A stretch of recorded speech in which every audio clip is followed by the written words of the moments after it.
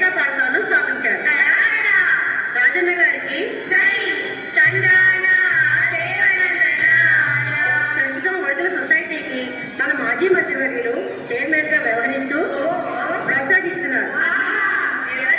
ఆయనే కెప్టెన్ లక్ష్మీకాంతరావు గారు. డాక్టర్ విశ్వనాథరావు గారు వడదల సంస్థలో ముఖ్య సభ్యులు. డాక్టర్ అన్న విజేత అభివృద్ధిని ప్రోత్సహిస్తున్నారు. శ్రీనివాసరావు గారు మన పాఠశాల సెక్రటరీగా శ్రద్ధ వహిస్తూ అభివృద్ధి పరుస్తున్నారు. పాఠశాల కార్యదర్శిగా పద్మశ్రీ శ్రీనివాసరావు గారు ఆమె ఏం చేశారు? ఆమె ఆధునిక విద్యా విధానాన్ని సమర్థవంతంగా పాఠశాలలో ప్రవేశపెట్టారు. పాఠశాల ప్రధాన అధ్యాపకురాలు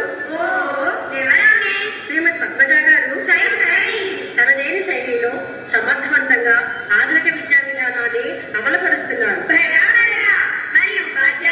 అనుభవజ్ఞులైన సుశిక్షితులైన బాధ్యతాయుతులైన ఉపాధ్యాయులు ఈ పాఠశాలకు గర్వకారణంగా నిలిచారు.